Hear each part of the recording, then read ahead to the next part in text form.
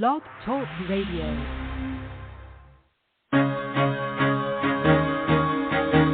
Carol the Coach. Sex, love, and relationships. We talk about it here. Carol the Coach. Compassion with contemporary relevance. I am a psychotherapist. I can be your personal life coach, and I can help you with your issues. There are no problems too small or too big. You can talk about anything. Speaker, columnist, radio TV host, and commentator. Carol the Coach brings messages of wellness and empowerment within reach of everyday people every day. Almost 5 years ago, I lost my soulmate in an accident. He was killed in a plane crash. Life just, for me, has seemed to stop. There are groups all over the city. I teach one. It is a specific way to start thinking so that you shift how you see the world, which then shifts your energy, and then you feel better and you actually see things differently. Carol the Coach. Always available, too, at carolthecoach.com. Now, I've got Russell on the line. I'm 47 years old. I'm a truck driver. I'm married. I have a wife in San Francisco. Okay. I haven't been home in 6 months. My thing is, I don't know if I have a sex addiction or what the problem is.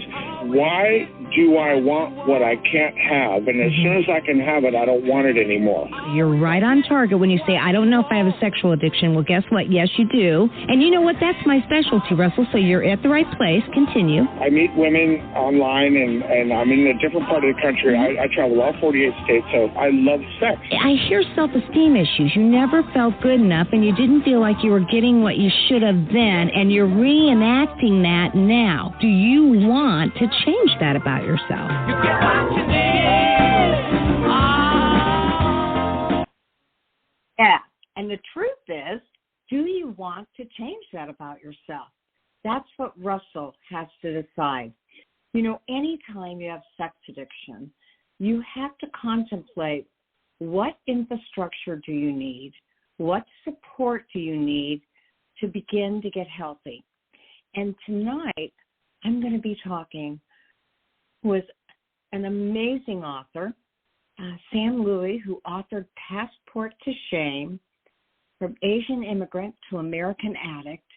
And he's going to talk a little bit about what it's been like in the Asian culture, because he believes addiction has been generational, that the Chinese culture is prone to addiction, and certainly, like other cultures, when you transfer to a new culture, there is so much stress. There is so much shame. There is so much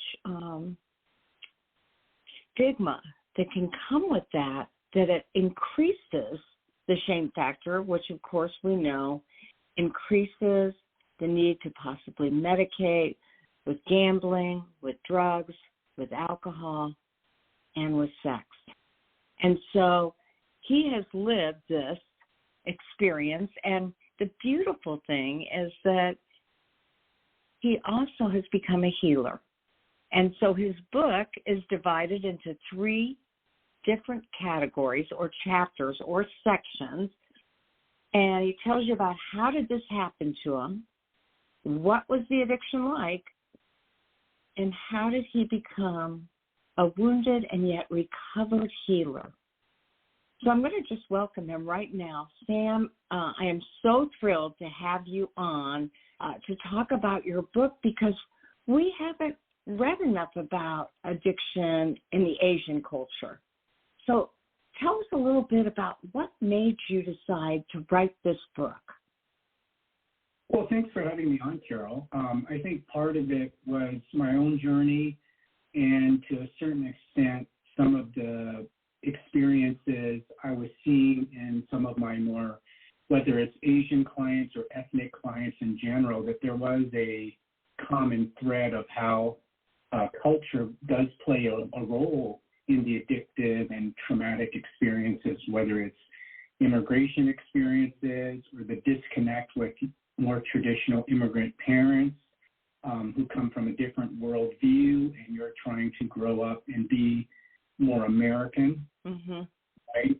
So, and in addition to that, because I was the oldest in the family, I was the one who was embarking on what seemingly could seem like experiences we take for granted, but being the first to do anything, like to go to elementary school, to middle school, to high school, to college, and to try to do this on your own can be very daunting. And not just college, the work world thereafter, because once again, my parents were immigrants. They took on immigrant jobs, and I did not have a lot of feedback or guidance from them. Well, you referenced that, of course, you're supposed to assimilate into the American culture. And at the times, your parents really helped you with that. But at the time, they also would hold you back. I mean, and when they wanted you to do that, they had you actually forfeit some of who you were to assimilate. And boy, that feels so disingenuous, and yet they were doing the best they could. Could you give us a little bit about some of the struggles you had from growing up partially with your grandparents and working in their restaurant to changing your name? That's a lot. Yeah, Kara, I'm glad you reminded me at the top of this show about the 3 different sections. I forgot them. I talked about the Asian immigrant experience. That's one section. The addiction experience as an American, quote. And then the third part, my journey to transition from that as a wounded healer. As a part of helping to understand this, I'm going to read just one paragraph from the beginning of my book. Please do. That might populate a little bit more of what you're asking. I hate myself. This was one of my earliest thoughts as a Chinese boy in the United States. I wasn't white like those I saw on television. I wasn't black like my peers on the playground. I was an Asian immigrant. I was an outsider, a foreigner, also known as the other. It was 1976 and I was 4 years old. I hated looking different, speaking differently, and having different customs and traditions from mainstream America. So one of the assimilation process was changing my name. My parents knew an American couple, they're only American couple, right? And asked them what would be 3 good, quote, American names for my 3 boys. And they said, how about Sam, Ken, and Fred? Just like that. So tic-tac-toe, in the blink of an eye, our Chinese names, our original names were made into our middle names. Our Chinese names became our middle names. And then I became Sam, my middle brother became Ken, and my youngest became Fred. And it was a way to feel better about being in this culture, especially when I was starting school. And even though I was Sam, maybe legally it wasn't fully changed, so sometimes they would use my middle name.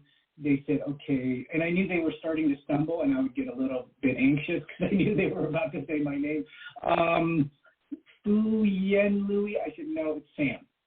Just keep calling me Sam. And I just remember feeling very blushing with embarrassment, and just wanted to hide because I just wanted people to accept me as American as my classmates next to me. Mm-hmm.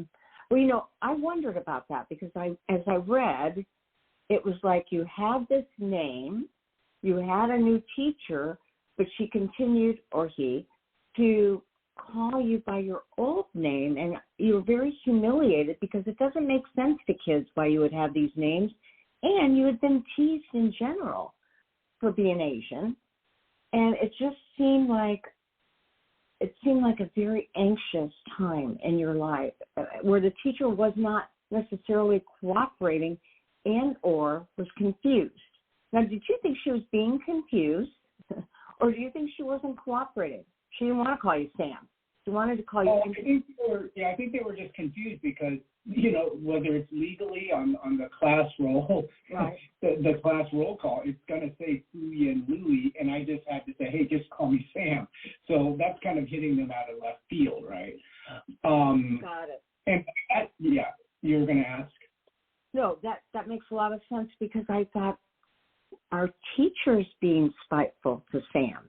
So I'm glad to hear that it was very, very confusing, but it did seem to create a lot of anxiety in you, both as you were entering puberty and trying to figure out where you fit in the romance department with girls. And can you go into that? Because I believe that fed into your sex addiction, did it not? Oh, a lot of stuff fed into the sex addiction. Just to give you a little bit of context, our parents moved us to South Seattle in a part of the city that was, known for crime. My dad was a cook at a Chinese restaurant, and my mom worked as a waitress at a different Chinese restaurant. But I remember sometime around 8 to 10 years old, me being the oldest of the three, I was tasked to take care of my two younger brothers when they went off to work. Mm-hmm. So, 8 to 10 is pretty young. At the time, everybody more or less was considered a latchkey kid. Mm-hmm. I didn't know anything of it. I just know it's pitch black. We're in crime-ridden neighborhoods where sometimes news stories would show up about, hey, that's our neighborhood. So there was this bit of terror going through, and when we talk about just finding ways to cope, I remember biting my nails. That's when I started biting my nails just constantly as a way to kind of just keep the anxiety at bay. My brothers and I just zoned out and watched as much TV as we could on TV, video games, listening to hours and hours of music. Parents got department store catalogs, so just looking through, finding ways to distract myself, like, oh, look at this cool toy. Wouldn't it be nice to fantasize about having that? Mm-hmm. And then I think as you're referencing puberty, by that time, once again, I'm really feeling insecure about my Asianness and wondering, as an Asian male, would, quote, the predominant white or the black culture, because I was growing up in a black neighborhood, would the black culture like me in a romantic sense? Mm-hmm. I should mention, around that 8 to 10 years of age, we had stumbled across scrambled television, mm-hmm. or pornography on television that was meaning scrambled. Hopefully listeners can understand what scrambled means. You can't see it, but kind of see it. You can hear it, definitely, because you're not subscribing to it. And in some ways, that makes it even more enticing because you can't clearly see it, and so you're fixated on it to see what you can see that you really can't see. Well, what's going on back there? And then there's nobody to talk to about this in my family, because parents are working and they're from a different culture where their focus was just study hard and get good grades. Being a teenager I remember just watching movies and just being so entranced by beauty. There was this movie called Weird Science where these two teenage boys would create this model, right, this woman. But even before that, even in very non-sexual means, watching a lot of soap operas that obviously had some romantic this or that. But there was nothing, I don't remember ever seeing there wasn't anything very graphic, but what I learned from the soap operas was, whoa, when two people are kissing, this must be the ultimate expression of love. Mm-hmm. Mm-hmm. Right? Okay, so they're being physical because this is what I'm seeing. Mm-hmm. And so the storylines with some of the soap operas, Days of Our Lives, so on and so forth, like really captivated me because like, oh, this must be what love is, mm-hmm. when you can be with somebody in a very physical sense. Mm-hmm. Combine that with what I saw and heard with scrambled television, mm-hmm. and it set the stage for what I consider the lock and key to my addiction. All those other distractions, addictions, video games, those were nice, but once I found porn as a teenager, prepubescent boy, or the allure of the sexual element, not even pornography, that was really what hooked me. Mm-hmm. Well, I had to say, now Sam is a CSAC correct? I know you're a licensed mental health counselor, but you're also a CSAT. And your book is so honest and so raw because, again, this book takes you through what it was like to be Asian in America and the transition that it created and the stress that was inherent, and then being exposed to puberty like a lot of other boys, and yet having that additional stress of not believing you fit in.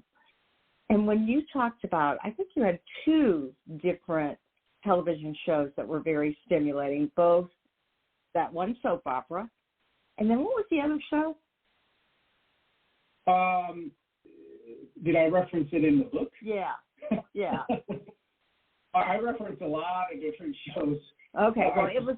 You know, like we would watch, I think our mom even may have once, you know, Wonder Woman, what other shows were on? Charlie's Angels. Right. Anything with women in it was like very, I don't know what it was. Tantalizing and titillating. It didn't even have to be, once again, I want to reiterate to folks that it didn't actually even have to be sexual. If I felt there was nurturing, Silver Spoons, I think, was one where you notice the mom is nurturing the child. Yeah. Right? That's the Brady Bunch, the mom, Mrs. Brady, is being very nice to the kids. And they're all talking. That form of nurturing also really hit home. Mm-hmm.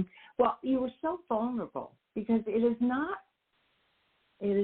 normal discussion for a man to say that he enjoyed a soap opera for that. But yet you really now you've taken a deep dive into what contributed and caused your anxiety, your medication, your addiction, and of course your recovery. And I just want to thank you for being so raw. That's what makes this book so good and so real. And I would ask anybody who is wanting to read, really captures a young boy's journey through college as well as everything else, to get Passport to Shame, From Asian Immigrant to American Addict.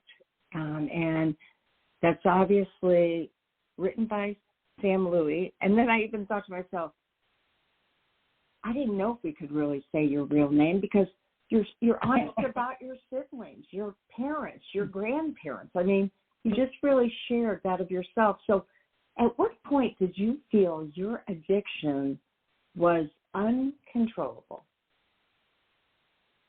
There were many moments. I think I minimized it. So, you know, as you said, I watched the scrambled TV, got very fixated. I don't remember really getting hooked on pornography per se until later in my young adult years. So in college, there was a lot of self-hating, like I'm not good enough to be in a relationship. Mm-hmm. So I would try to find casual relationships or anybody that actually one time I thought I wanted to be in a relationship with a woman, and the woman says, no, let's just have sex. So to my mind, I felt like, okay, I guess this is all I'm good for. Nobody really wants to be in a relationship with me. So the sexual element is, this is it. This is all I have, quote, to offer anybody. And so that kind of started priming the pump, like, this is it. Just have one night stands, non-committal sex. But even when I wanted to be in a relationship, even if the woman did want to reciprocate, there was a part of me that felt, I can't. So I would end relationships, you know, they did not last very long because I was really worried as they got to know me or potentially know me, they're going to find something's wrong with me. I'm not even talking about the addiction. They're just going to find me, my inner self, me as a person, not worthy to be with and just leave me, reject me, and end the relationship. So then there was that piece that was undergirding it. Mm-hmm. Got it. My first was in journalism, so that's when, like, the pornography and the addiction really started taking off. And even with journalism, I mean, there's an opportunity when your mother, trying to be as helpful as she could, discouraged you from being a journalist because she said there are no Asian journalists. you're not going to see anybody on television. And you decided to do something else at that point. Asian men are kind of a rare breed in television journalism. Mm-hmm.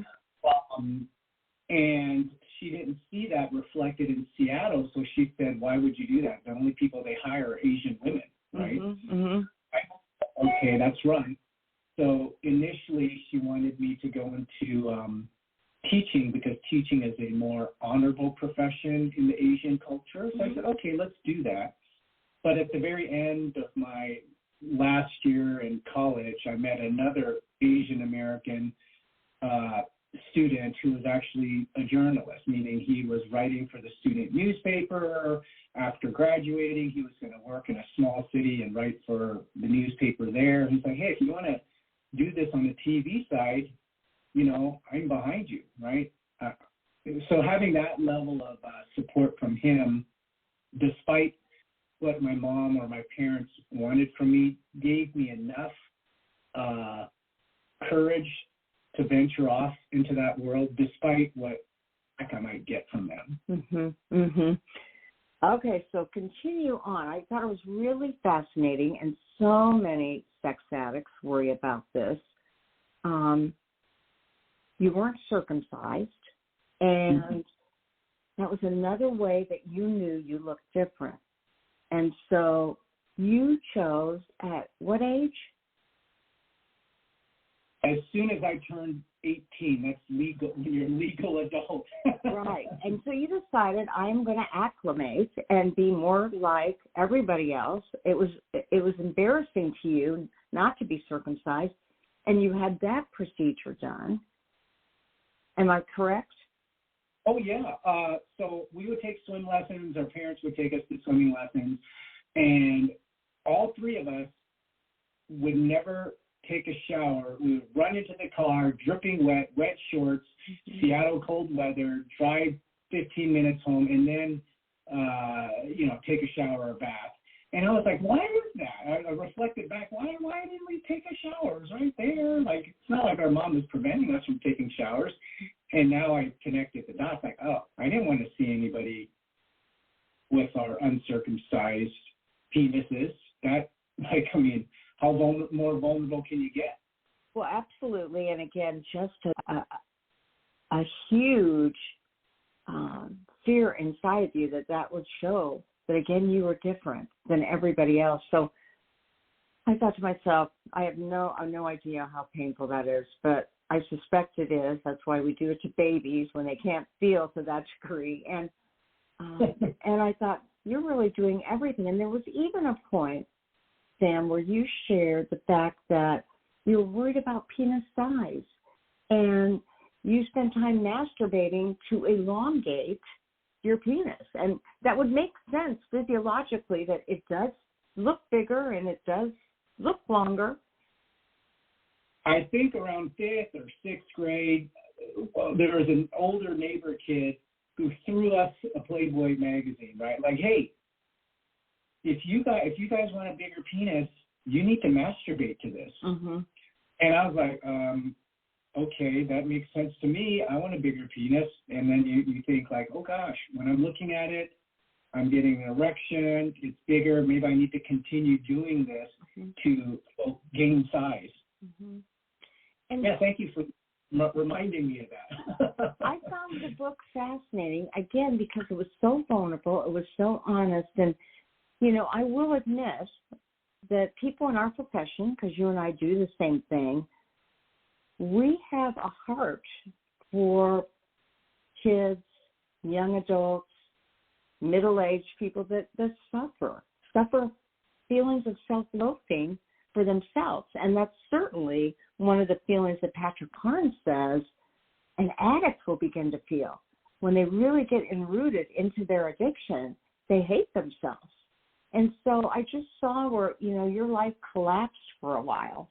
That was my very first English thought. I hate myself. Or English, I don't know what it was, Chinese, English, whatever it was. That's what I was interpreting when we were here, when we first got here in the U.S. And, I'm just kind of surveying the scene. Mm-hmm. And so tell our listening audience, because we are approaching a wrap-up. Oh, yeah. How bad did it get, your addiction, and what pulled you out of it? Pornography multiple times a day, no big deal, right?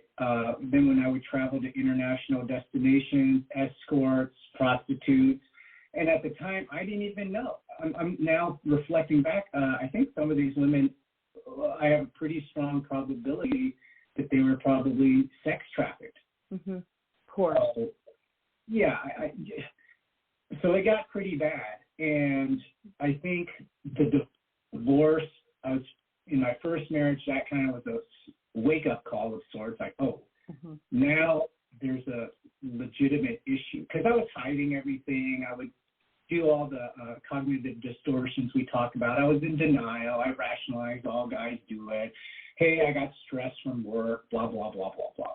But I never understood the concept of addiction, possibly because this was close to around the year 2000. And how can anybody, in my head, how can anybody be addicted to the sexual release, right? And remember, I'm also coming from a cultural perspective where in the Asian culture, at least traditional ways of thinking, the way my parents are taught, there is no such thing as an addiction. If you're gambling compulsively, drinking compulsively, doing anything that's compulsive or addictive, there is something wrong with you. You must have a character flaw that you can't control this. Mm-hmm. So that was already entrenched from within. So that kind of just added to the cognitive distortion. But yeah, after the divorce, that snapped me to a place of reality that I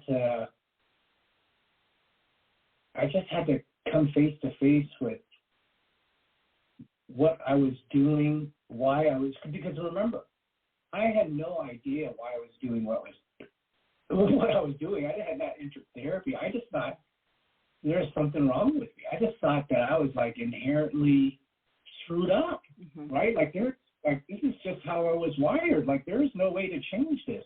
Is the way I was thinking. Well, and in addition, you grew up knowing that you had previous generations that had addictions to gambling and working and all sorts of infidelity. So it was almost inherent in the Asian lifestyle, or so you thought. So tell the listening audience what happened to your marriage. It disintegrated pretty quickly, and I know divorce happens so readily now, but at the time, I was the only person, actually, I take that back. I only knew one other person out of all the Asian people I knew that also had gone through a divorce. So to me, that's a lot of people that I know from sports and school and my friends and neighborhood. Only one other person got divorced. I don't know what his reasoning was, but combine that with my addiction, that was a pretty heavy toll on me. I'm sorry, I forgot the question. What happened? Why did you get divorced? My wife found me late at night masturbating to pornography. And at the time, we were going to an Asian American church. Fortunately, the pastor was a strong proponent. He was a Chinese American. I think it was like second or third generation, so he's more Americanized. Very strong proponent of therapy. And because of that level of trust I had in him, that was my first foray into getting help. Fantastic. And so let's talk about the wounded healer. Did you decide, let me preface it with saying that I believe in post-traumatic growth. And I think that anybody who's listening to this show, be it an addict, a partner, a couple, a family, you can get over to post-traumatic growth, but it entails working on yourself and making the choice to do better, to be better, to care better, for yourself and for others. So how did you get there to post-traumatic growth? Let's start with the pain, because I don't want to minimize the pain, not just the pain of losing my then wife, but she was Korean American. Her parents were Americanized to a certain degree, where they got their at least their master's degree or doctorate degree here in the U.S. Okay. So they were Americanized. They could speak English. Keep that in mind. My parents could not. Mm-hmm. So I could relate to them as what I considered real parental figures. They could talk to me in a way where they understood me from a way that I've always wanted to be understood. They recognized that I was working in journalism, and they understood why I would have to move to advance in my career, whereas my parents they didn't understand the system. They would say, well, why don't you just work at the TV station down the street? Mm-hmm. So I can't do that. I'm just starting off, Mom, Dad. So it was a big loss of losing the in-laws, sister-in-law, brother-in-law. So it was like I lost this whole family. Mm-hmm. So there was this huge grief period. Eventually, after grief therapy, I went back to my normal life in terms of journalism, going through the routine. And eventually it just kept gnawing at me. I was 35,000 feet up in the air in an airplane, returning from a journalism fellowship, and I just surrounded by other stellar journalists, and they had said something that really spoke deeply to me, saying, Sam, we can really see that this is what you embody. Mm-hmm. And have you really ever considered doing something with this gift, with this knowledge, with this desire? And I said, I don't know. This is all I know how to do is do journalism. I don't know if I want to take the risk to go to grad school. I didn't consider myself a good student. But, God continued to push me there, or encourage me down that path, and eventually things just started to align themselves where, so this is, I think, 5 years after the divorce, where I enrolled and started my first class in marriage and family therapy when I was in Southern California at the time. Wow. So it had to do with spirituality and wanting more for your life. And you were a pretty successful journalist. Yeah, I worked in Los Angeles, but there's this concept or this phrase called fire in the belly. Mm-hmm. I was a paycheck player. Mm-hmm. You paid me, I do my job. Mm-hmm. But was it really resonating from within, right? Mm-hmm. Whereas the therapy world, it was this unquenchable desire to continue to know more, to learn more, to grow. And I knew that the fire was more real and true because regardless of where my income would wax and wane, it didn't matter. It didn't matter that I made a fraction of what I had made in journalism. I still had a perseverance that if I was flipped the other way and I was working in journalism, making, let's say, 30 to 40 grand, no, I'm out. Mm-hmm. I'm out. There's no way I'm working in this field for that. And so through time, I just continued to. That's when I knew this was more of a vocation of sorts, or a calling. And now, are you feeling, as a CSAT, as a licensed mental health counselor, as an addiction specialist, are you feeling that fire in the belly? Yes, I have to, what's the right word? I don't want to say temper it because it's always there. I think the challenge is there's no one size fits all box that I can check off to help clients. So that may be the most vexing part. My healing, my recovery can be very different from somebody else's, self-care activities, so to speak, right? Mm-hmm. I'm always trying to learn and grow. Mm-hmm. Very good. And I wish there was an easier way to say, here, this is it. This is the magic formula to follow. Mm-hmm. And yet, your book, in part, was a self-exploration into why am I here today? And I thought it was very inspirational. I think it will help a lot of people who are different, who are othered, to feel good. And Spoken Not Broken, tell us about that book. This is a collection of poetry that I didn't plan to publish. I was just writing it as a part of my own healing and growth. Mm-hmm. So what started off as one poem continued to grow enough that I had enough published. Mm-hmm. And so one poem that I really like is Redefining My Shame. It's very short, but I'll read it here. Redefining my shame. I used to hate my shame, run away from it, hide from it, ignore it, deny it, pretend it's not there. Now, like a parent to a child, I embrace it. No more shame in naming it, sharing it, using it to my advantage, helping others heal. Where I once whimpered, I now boldly proclaim it. Where I once drowned in it, I've now harnessed it.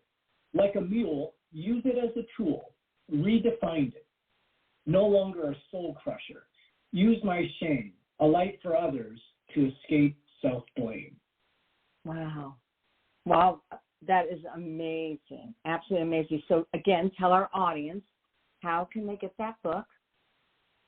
All the books are on Amazon. My most recent one, The Passport to Shame, was just released by Central Recovery Press in January, just a few weeks ago.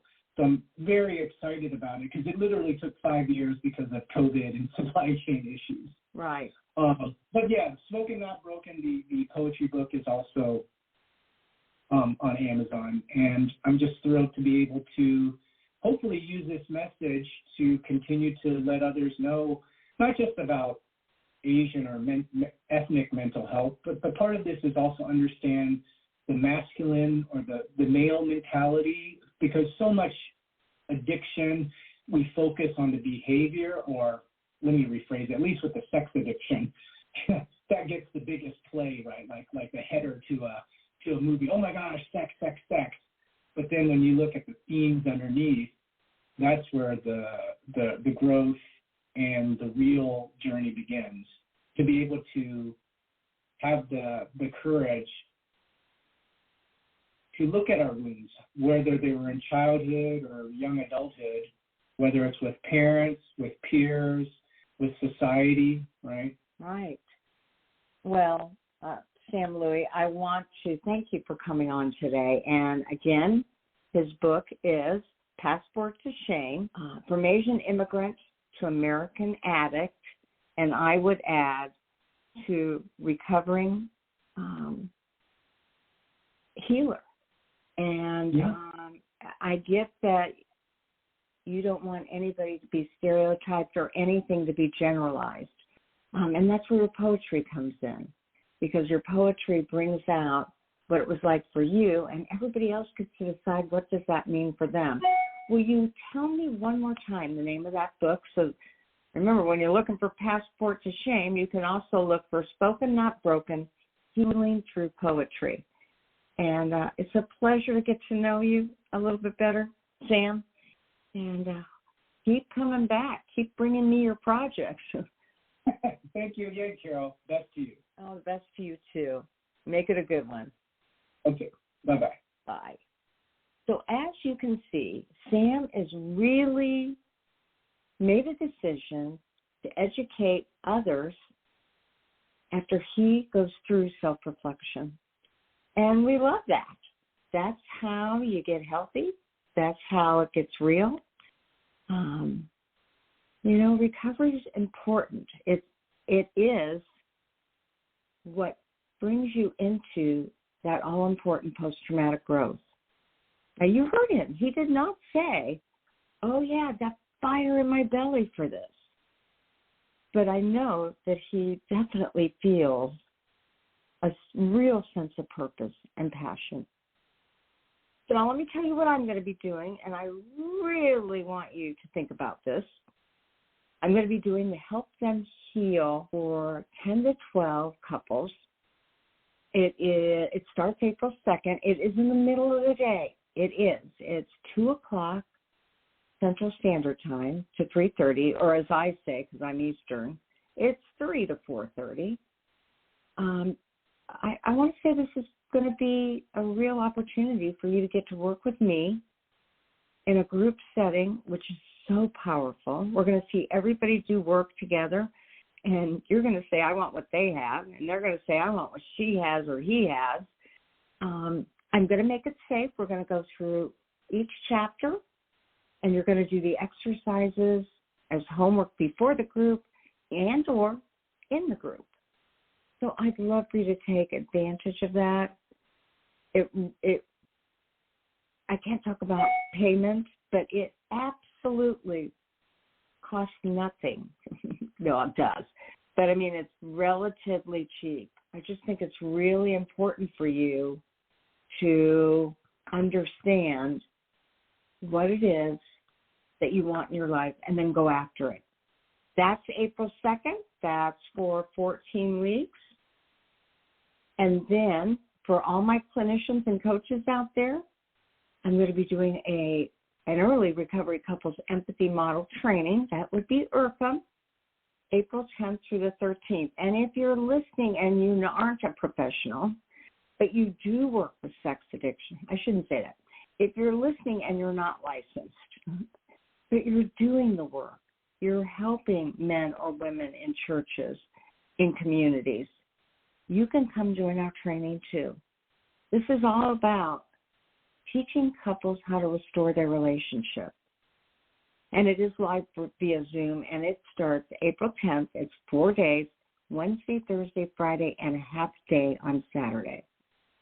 So that is uber exciting for me that I get to do another IRCM training. Because, of course, I'm going to be doing IRCM for ITAP, which trains CSAPs in May. So this work is getting around, and I absolutely love it. Now, my apology to Sam, I heard that alert, and I thought, what is going on? I looked at my Do Not Disturb, and I went, it's on. But I think I may have altered a volumizer for the alert system. So my apologies to you two that you had to listen to that bing probably about 8 times. Now, as I say at the end of every show, there will always be and only be one of you at all times. I want you to fearlessly have courage to be yourself, find safe people to be authentic and vulnerable with, and look at ways that you can give back, whether it's to your groups, to your community, to your faith, to your grandchildren, to your family, and other loved ones. We all make a difference. So don't cheat yourself here. Know that you are making a difference in all sorts of ways or you wouldn't be listening to this show. I'm Carol the Coach, a.k.a. Carol Jurgensen Sheets, and we'll see you next week for more Sex Health with Carol the Coach. Now, as I say, please make it a good one.